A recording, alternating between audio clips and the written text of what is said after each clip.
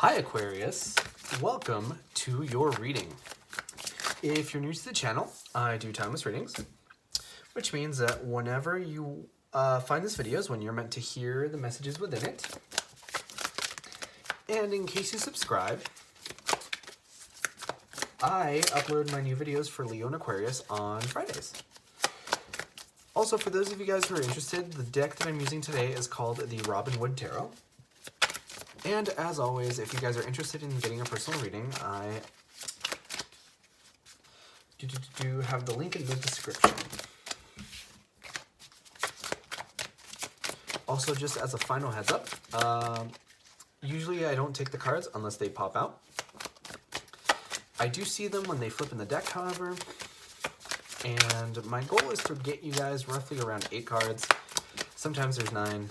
That's okay. It just depends on how many cards that particular messages need. And once we have those cards, we'll get started with your overall energy.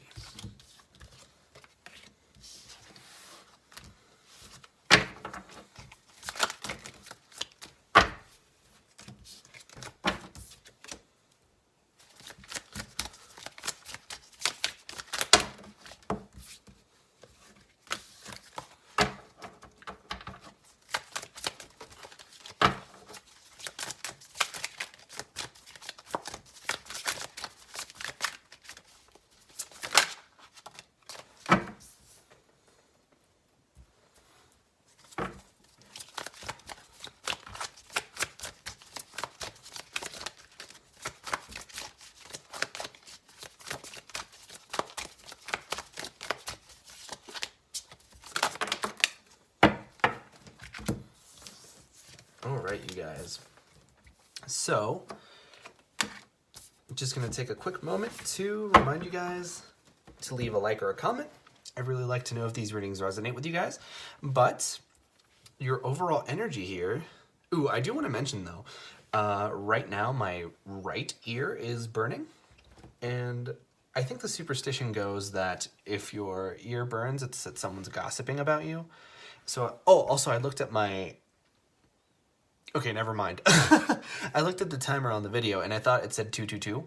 It actually said 232, but I feel like you guys might be seeing those synchronicities anyway.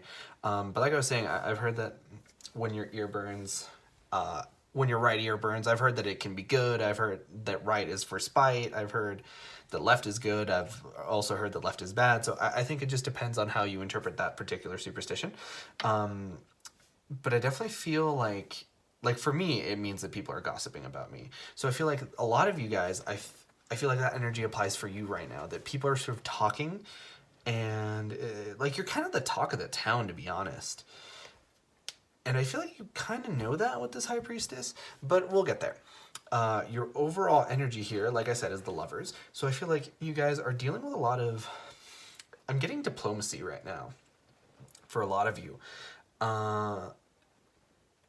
And like the Lovers has very straightforward energy in the sense that it can talk about actual love, like 2 people coming together, or more than 2 people. It just depends on how your relationship dynamics look.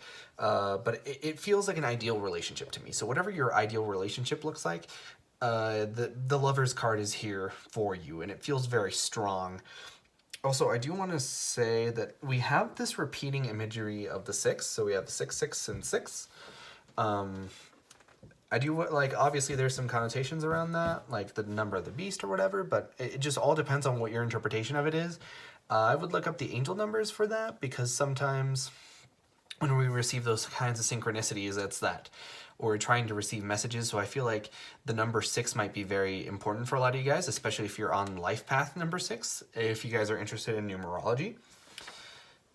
But like I was saying, some of the less talked about aspects of the Lovers is overcoming adversity or obstacles. So usually what I like to think about is like, there is distance between the Lovers. right? So I always picture like one person standing here and one person standing here and then sort of meeting in the middle, right? So I feel like for a lot of you guys in particular, this situation might involve distance. And for some of you, it might be like as far as like a 30-minute drive. And for some of you, it might be someone who's clear on the other side of the planet. But I definitely get that there's sort of like this need of overcoming some kind of obstacle in order to communicate properly with whoever it is that you're in the situation with.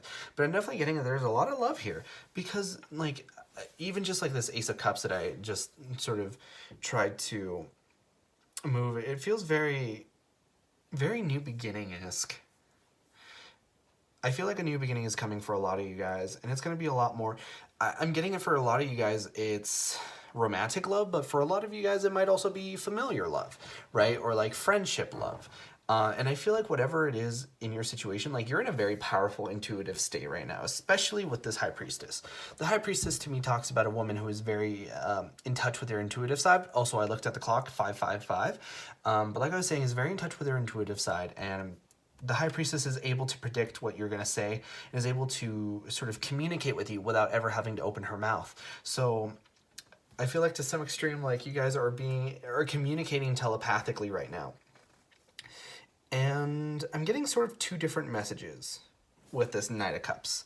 The Knight usually is like more of a surefire message to me. The Page is like kind of likely. The Knight is much more likely to come forth. And basically what I mean when I say the Knight is coming forth with a message, I look at the suit that they're in, which is the Cup, which to me means it's an emotional message, right? And that to me usually means either an apology or a proposal of love. So I think that you guys a lot of you are going to receive some kind of apology, especially if it has to do with family, I feel. But here we have the Six of Swords and the Eight of Wands. Now, the Eight of Wands, for those of you who are in a romantic situation, is often called the Arrows of Love. And you have that coupled with the Six of Swords. So the Six of Swords is movement of some kind, right? And I feel like more than just movement, it's wanting to, like, okay, I feel like it can be sort of a physical movement, leaving one area going to another, traversing the land, but I feel like it's more of a metaphorical movement, especially since we have sort of this like river Styx symbolism here with this person that's, what's the word, rowing the boat without actually being present. Like it feels like some kind of phantom. Well, the symbolism is like some kind of a phantom, right?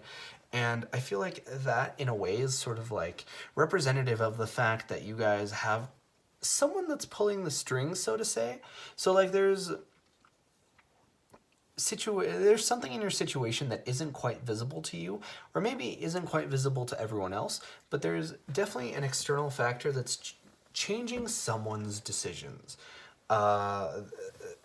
And as a result, I feel like that's stifled communication in the past, but I feel like things are kind of changing. I feel like whatever element it is that they were dealing with in the past that was sort of blocking them or keeping them from moving forward is now sort of working with them. It's almost like when I watched very recently a video about Taoism, and an example that they use a lot when they explain it, and some of you guys might be Taoist, that's just extra confirmation for you guys, but like, the example that is often given when explaining Taoism is sort of working towards the current or working away from the current, right? So swimming with the current or swimming away from the current. And I feel like that's kind of what situation the person was in prior, was that they were dealing with circumstances where they were forced to sort of follow the current that they were in, but now the current aligns with your current. So it's a lot easier to have a forward movement. Now, especially for you female Aquarians out there, this Queen of Swords is certainly you. The Queen of Swords is very strong, very intellectual, very... What's the word I'm looking for? Strategic. I feel like you guys, to some extent, have sort of been in this situation long enough, and, you know, this isn't exactly your first rodeo, I feel, so you know exactly what's going on, and you have all the pieces, and I'm sort of getting like when somebody like starts to sort of work towards a solution, you've already been there, done that, got the t-shirt, and came back, did it again, and then came back again, right? So I feel like whoever else is in the situation is like dumbfounded and astonished by everything that you have to say. It's like whatever you say sort of like catches them off guard.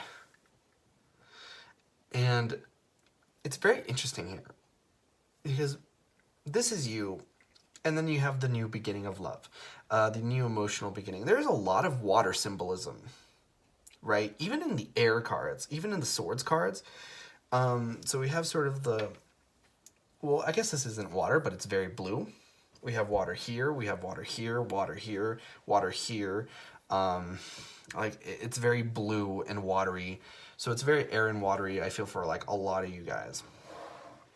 But there's a Six of Pentacles, which to me is very interesting. I feel like a lot of you guys are dealing with some kind of an issue that has to do with charity.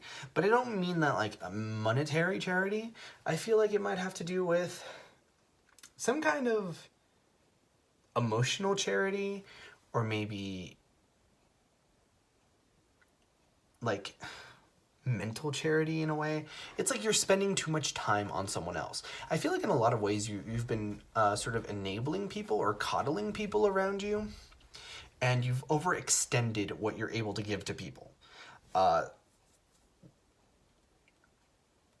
right, because I'm like looking at the symbolism, and this person has a necklace with 5 pentacles, and he's giving away 1 pentacle, right? And he has a scale there.